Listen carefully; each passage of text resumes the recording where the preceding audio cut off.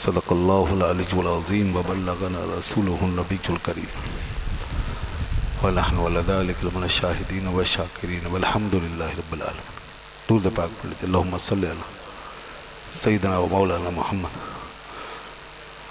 وعلی آل سیدنا و مولانا محمد بارک وسلم وسلم صلاۃ و سلام علیک یا سیدی یا رسول اللہ وعلی آلک و اصحابک یا حبیب اللہ۔ حمد و صلاۃ کے بعد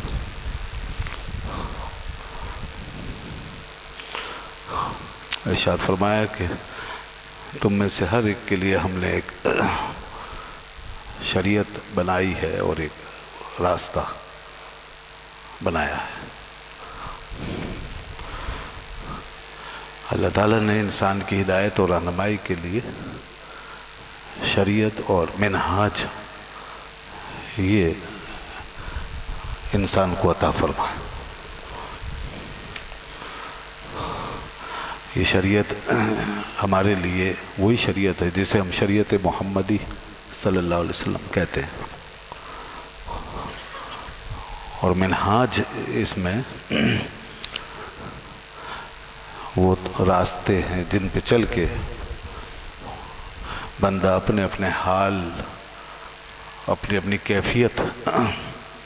اپنی اپنی صلاحیت کے مطابق واصل بحق ہونے کی کوشش کرتا ہے۔ اس میں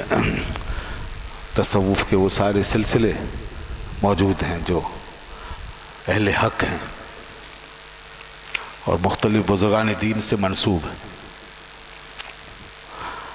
کوئی شریعت ہی کے دائرے میں رہ کر ان اللہ کے مقبول بندوں نے اور صوفیاء کرام نے، بزرگوں نے پھر ایک باطن کا ایک نظام قائم کیا، اور چونکہ اللہ نے ہر ایک کو باطن کا یہ نظام الگ الگ عطا فرمایا اور ہر ایک کے حال اور کیفیت کو جدا جدا رکھا، تو اس لیے انہوں نے باطن کے اس نظام کے اندر پھر اپنی طریقت کے سلسلے جو ہیں وہ متعین کیے،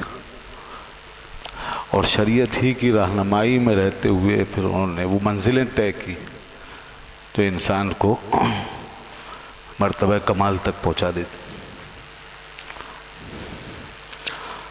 اطاعت کرنے میں تو سب برابر ہے، شریعت کی اتباع اور اطاعت میں سب برابر، لیکن حال سب کا الگ الگ ہے، حال الگ الگ اور کیفیات جدا جدا، ان کے کیفیات اور احوال جدا جدا۔ چنانچہ ایک علم تو ان کا وہ ہے جو شریعت کا ماخذ ہے، اور شریعت جہاں سے ثابت ہوتی ہے وہیں سے وہ علم حاصل کرتے ہیں،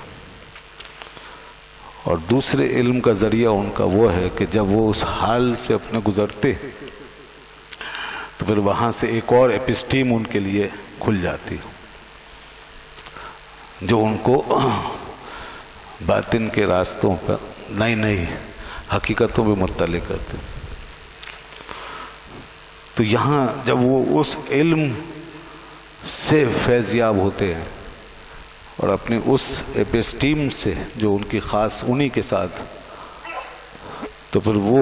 اس سلسلے میں جو کچھ بیان کرتے ہیں وہ حقائق در حقائق ہوتے ہیں۔ یہ ایک بہت بڑی حقیقت ہے۔ اب جس نے کہ اس حال کو کبھی پایا نہ ہو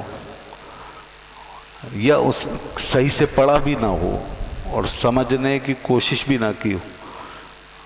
وہ نہ ان صوفیاء کرام کے معاملات کو سمجھ سکتا ہے، نہ ان کے احوال کو سمجھ سکتا ہے، نہ ان کی باتوں کو سمجھ سکتا ہے۔ اسے تو ایسا لگے گا کہ جیسے یہ کوئی نیا دین بنا کر بیٹھ گئے،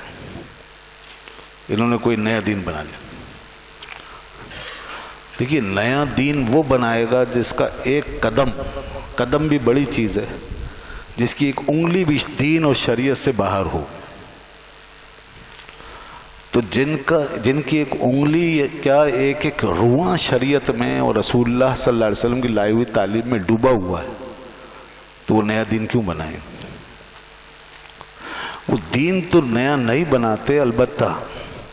دین کے اندر چل کر اور اس کی ڈیپتھ میں جا کر، اس کی ڈیپتھ میں گہرائی میں جا کر داخل ہو کے جو احوال پاتے ہیں ان احوال سے اطلاع دیتے ہیں، جو حقائق ملاحظہ کرتے ہیں ان حقائق سے آگاہ کرتے ہیں۔ اگر ایک شخص ایک باغ میں جاتا ہے اور باغ کی 4 دیواری ہے اور اس میں جاتا ہے، ایک جاتا ہے پھر دوسرا جاتا ہے اور پھر تیسرا جاتا ہے، تو اب اندر باغ میں داخل ہونے کے بعد ضروری نہیں ہے کہ سب کا نظارہ ایک ہو اور سب کی کیفیت ایک ہو۔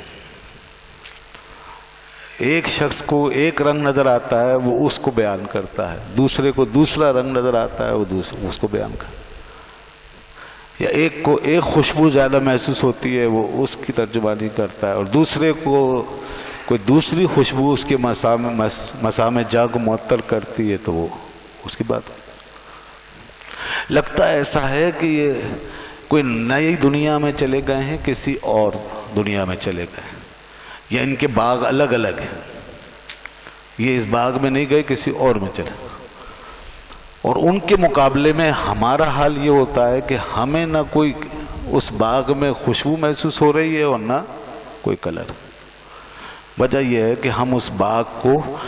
باہر سے مشاہدہ کر رہے ہیں، یا اس میں ایک قدم رکھ کر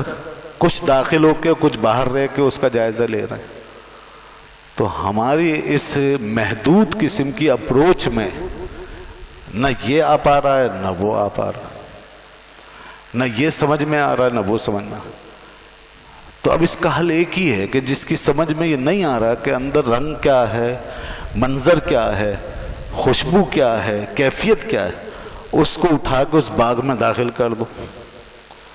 اور اسے بھی اس کے اندر بند کر دو، اور جب وہ پورے اس احاطے میں گم ہو جائے گا تو اسے بھی وہ چیز نظر آنے لگے گی جو اندر جانے والوں کو نظر آ رہا ہے۔ سیدھی سی بات۔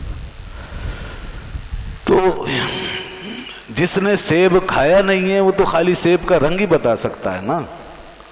اس سے پوچھو سیب کیا ہوتا ہے وہ کہے گا ہرا ہوتا ہے،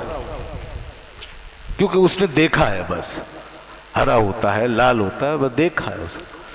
اور جس نے کھا لیا ہے وہ رنگ کیوں بتائے گا، وہ یہ بتائے گا کہ میٹھا ہوتا ہے۔ اب جس نے رنگ دیکھا ہے وہ لاکھ کہتا رہے کہ یہ تو میری سمجھ میں نہیں آ رہا، تو قصور اس کی اپروچ کا ہے، قصور اس کی دسترس کا ہے کہ اس نے کھایا نہیں ہے، اس لیے یہ بس وہی بتا سکتا ہے جو اس نے دیکھا،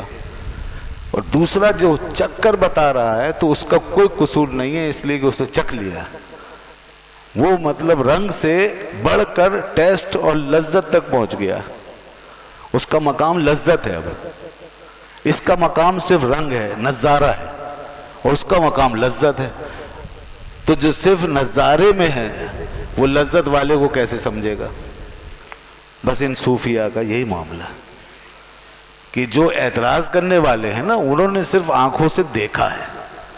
اور صرف عقلوں سے پڑھا ہے، سمجھا ہے اور حافظوں میں اپنے یاد کر لیا ہے، اور ان کے مقابلے میں یہ جو صوفیاء کرام ہیں ان کا معاملہ یہ ہے کہ وہ اس کو اپنے اوپر طاری کر چکے ہیں، وہ اس کی دنیا میں داخل ہو چکے ہیں، وہ اس کا مزہ حاصل کر چکے ہیں۔ تو اللہ تعالیٰ نے فرمایا ہم نے تم میں سے ہر ایک کے لیے شریعت بنائی ہے اور ایک منہاج بنایا۔ تو شریعت تو یہی ہے جیسے میں نے بتایا، شریعت محمدی صلی اللہ علیہ وسلم،